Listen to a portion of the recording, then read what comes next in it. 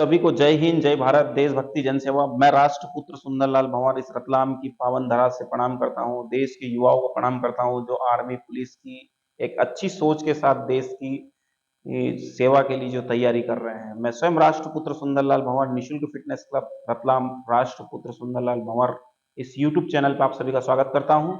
अधिकांश जो बच्चे पूछते हैं कि मेडिकल में सर क्या क्या जरूरत पड़ती है, लड़कियां पूछती हैं, तो आज उसके ऊपर हम लोग पूरा वीडियो बनाने वाला है और मैं आप कोशिश करूंगा उसमें पूरा सब कुछ बताने का। तो बिना स्किप किए इस वीडियो को आप देखिएगा।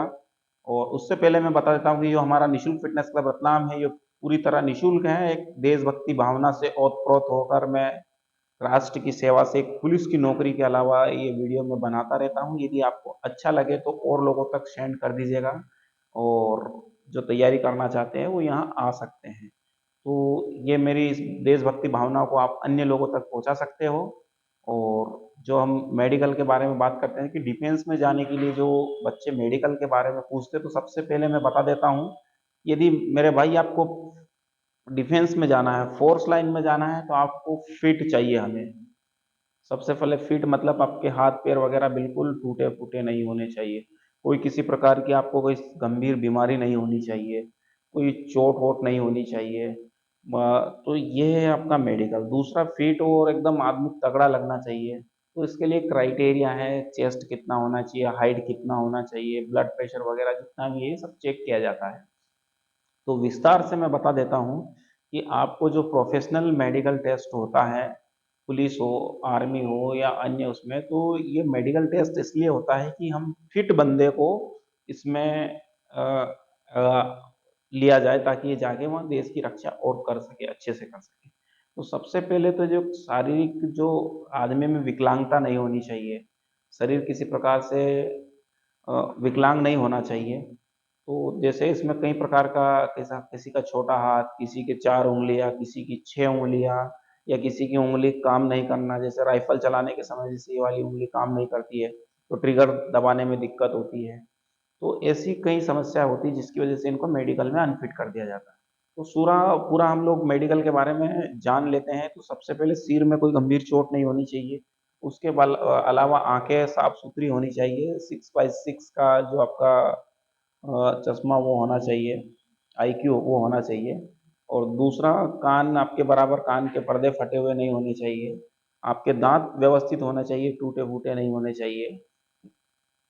एक तो ये हो गया। फिर ऐसे धीरे जैसे आपका जो कंप्लीट है, नाक की हड्डी टूटी हुई नहीं होनी चाहिए। ये कान नाक का हो गया। उसके बाद आप तोतलाते हुए हो अगर, तो वो नहीं होना चाहिए।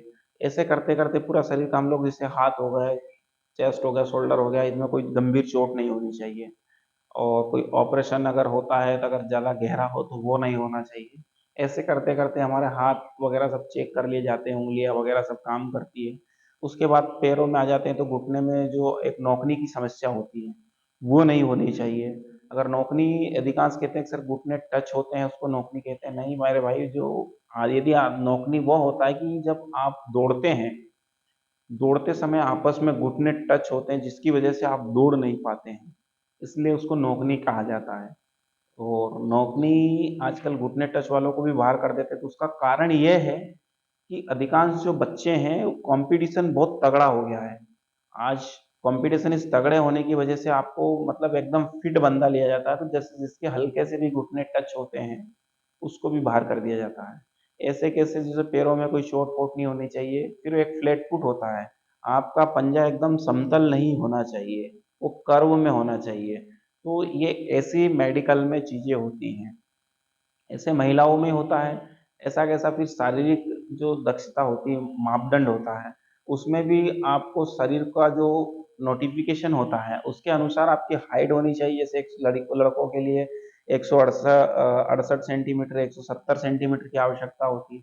ऐसे ही चेस्ट जैसे 80 सेंटीमीटर मांगा है, 5 सेंटीमीटर फुलाना पड़ेगा, तो 80 से 85%, 5% आपका सीना फूलना चाहिए। तो ये क्राइटेरिया रहता है मेडिकल में। आपको टेंशन लेने की जरूरत नहीं। यदि आप फिट हैं, फिजिकल आपने निकाल लिया, रिटर्न निकाल लिया, तो लगभग आप पास होने की कगार पे पहुंच जाते हैं। तो आपको इसके अलावा भी कोई समस्या हो तो आप पूछ सकते हैं। रही एक और मेडिकल में टेटू की समस्या, जिसमें टेटू बने हुए रहते हैं, उनको बड़ी समस्या होती है। तो टैटू का रगड़ा ये रहता है मेरे भाई कि यदि आप इस काम, बहुत सारे कहते हैं कि नाम लिखा हुआ होता तो चल जाता, यहाँ होता तो चल जाता, तो मैं कहता हूँ कोई कुछ चलने वाला नहीं है।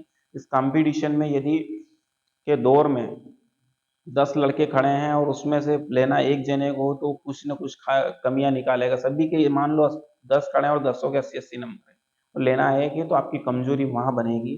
तो इस प्रकार से आप उस टैटू वगैरह को निकाल लीजिएगा, और निकाल लेते हैं तो मेरे हिसाब से आप सक्सेसफुल हो जाएंगे।